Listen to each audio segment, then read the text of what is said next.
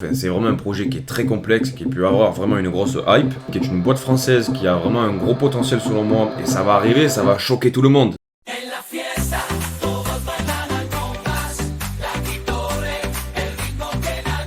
Et salut à toi, on se retrouve pour un Crypto Daily. En premier temps, dans ce Crypto Daily, comme tous les jours, on va aller voir les news autour de la crypto-monnaie. Et dans un second temps, je vais te présenter mon portefeuille de crypto-monnaie avec mes positions. C'est parti. Attention, roulement de tambour. Bref, je sais pas faire le tambour. Donc il resterait 2 semaines avant la commercialisation de l'ETF Ethereum. Et ça peut être un banger de fou. Donc potentiellement les gars, on peut avoir 1 à 2 semaines pour recharger, je pense. Après ça, ben voilà, ça risque de partir en flèche, à de grandes chances en tout cas. Vous l'avez vu ces derniers jours, c'était vraiment dégueulasse le marché, à part le Bitcoin et l'Ethereum qui étaient plutôt résistants. Après, c'est les actifs les plus à risque, donc forcément, ils ont craché, mais waouh, fort en chocolat les mecs. Les gars, on a Akash qui a perdu 30% en une semaine, genre c'est une dinguerie. Alors que franchement, c'est pas un shitcoin, Akash les gars, vous connaissez Akash. C'est la base. Donc pour le bien-être de tout le monde, les gars, cette ETF va vraiment faire du bien. Ça va nous redonner un petit peu de verre dans le marché. On attend que ça parce que le portefeuille crypto là, il a vraiment saigné sa mère. Hein. Je sais pas ce que vous en pensez vous. Donc mauvaise nouvelle encore les gars, c'est rouge, ça pue du cul. 66 000 pour le Bitcoin. Le King Bitcoin fait sa loi sur le marché des crypto-monnaies. Et ouais, il est encore là, il est encore prédominant dans le marché de la crypto en général. Même l'Ethereum qui normalement devrait avoir un peu plus de force parce que avec l'approbation de l'ETF Ethereum, la commercialisation qui arrive à grands pas, etc., on s'attendait à avoir un peu plus d'engouement autour de cette crypto-monnaie, forcément. Et malgré tout, comme tu peux le voir avec la price performance que tu as sous les yeux, ben on a le Bitcoin qui est quand même bien plus performant que toutes les autres cryptos. Et vraiment les gars, ce qu'il faut se dire, c'est que quand on va avoir l'explosion du Bitcoin, de l'Ethereum, de la crypto, on pourra pas le prévoir. Et ça va arriver, ça va choquer tout le monde. Et vous verrez bien, hein. Parce qu'on a beau dire ce qu'on veut, mais malgré tout, Bitcoin a conservé le dernier creux autour des 66 000. Donc voilà, là il va falloir continuer de le défendre, ce petit creux là, pour éviter une chute qui pourrait le ramener vers 61 000 potentiellement. Ensuite les gars, on continue avec une news autour de Vitalik, le frérot qui approuve TikTok AI, une révolution pour la blockchain. Donc vous connaissez tous TikTok les gars, c'est le réseau social le plus à la mode qui fait fureur chez les jeunes, même chez les vieux maintenant. En 20 secondes on peut voir un chat qui pisse, une meuf qui twerk et le théorème de Pythagore. Ça n'a vraiment pas de sens, mais bon bref. Le truc en fait c'est que la fondation TikTok, en fait ils ont développé une nouvelle méthode de compresser les images et les vidéos, de manière à ce que ça prenne moins de place tout en conservant une bonne qualité. Et Vitalik s'est dit vraiment plutôt fort intéressé pour adopter ce genre de technologie sur la blockchain. Donc on a TikTok AI qui nous fait la promesse de venir révolutionner le stockage des images sur la blockchain. Et cette méthode ingénieuse, elle a vraiment plu à Vitalik qui a fait un post sur Farcaster qui, je te le rappelle, est un réseau social décentralisé sur blockchain. Et ce qui intéresse Vitalik, c'est justement cette application sur les NFT, tu vois, parce que ça pourrait être vraiment un banger de pouvoir utiliser ce genre de technologie. Et typiquement, TikTok AI, ils ont développé une méthode qui permet de stocker des images avec 320 bits.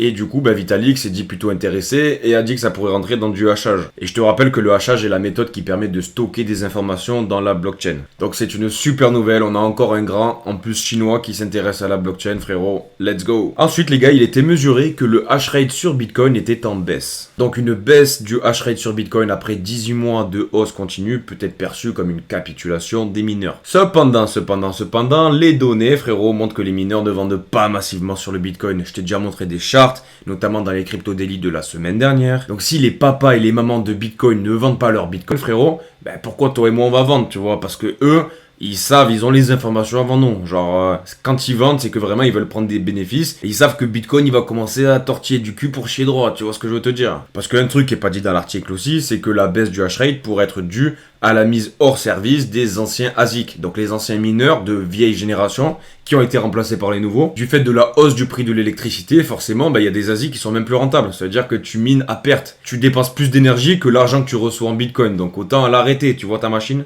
Ensuite, les gars, on arrive au moment où je te parle de mon portefeuille. Je te l'ai déjà dit dans une vidéo, mais moi, dans le beer, j'ai vraiment accumulé du Bitcoin parce que c'était une valeur qui était refuge et pour laquelle, vraiment, j'avais des convictions qui étaient fortes à 100%. J'avais aussi une bonne part d'altcoin, mais quand même, la majorité, c'était du Bitcoin. Et là où j'ai vraiment bien accumulé du Bitcoin, c'est entre 15 et 20 000 dollars. Donc ça m'a fait un prix moyen aux alentours de 17 000 dollars pour le Bitcoin. Et j'ai commencé à vendre petit à petit quand on est arrivé aux 55. Cette stratégie, elle m'est propre. Gros, ça se trouve, elle te plaît pas. Et si elle te plaît pas, frérot, tu t'en fais une autre, hein. En gros, ce que j'ai fait, c'est que depuis le BIR où j'ai accumulé du Bitcoin à 17 000 jusqu'au moment où il arrive à 55 000 à peu près, j'ai fait mon 3,5 et à ce moment-là, j'en ai profité pour décharger du Bitcoin et rentrer massivement dans des altcoins. Comme je te le répète tout le temps, moi j'ai de grosses croyances dans le narratif de l'IA, l'intelligence artificielle et le RWA. J'en ai aussi pour Bitcoin et le gaming, mais majoritairement, c'est l'IA et RWA. Donc je vais te montrer mes premières positions. On a l'AFPR qui est sur le narratif du DePIN et de l'IA, un peu plus du DePIN.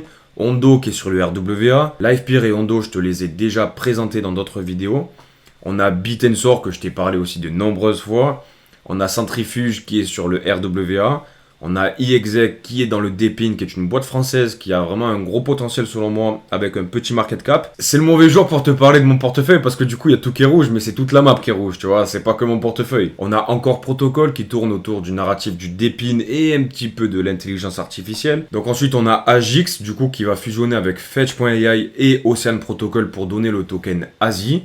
Je pourrais t'en parler dans une future vidéo, si ça t'intéresse, dis-moi-le en commentaire frérot, ça sera avec plaisir. Ensuite on a la crypto Nervous Network avec le token CKB qui est dans plusieurs narratifs, notamment autour de Bitcoin, l'infrastructure, c'est une Layer 2, Layer 1, Layer 0, enfin c'est vraiment un projet qui est très complexe et qui peut avoir vraiment une grosse hype. Et il y a aussi The Graph qui est une super crypto-monnaie qui est liée à l'intelligence artificielle avec un market cap qui est vraiment conséquent, c'est une crypto avec de bons fondamentaux aussi. Je t'en ai déjà parlé dans le top 5 des meilleures cryptos liées à l'intelligence artificielle. Donc si tu veux plus d'informations sur ces cryptos là frérot, n'hésite pas à aller dans mes vidéos. J'ai fait un top 5 sur l'IA, un top 5 sur le RWA, un top 4 sur les meilleurs Layer 2 de Bitcoin.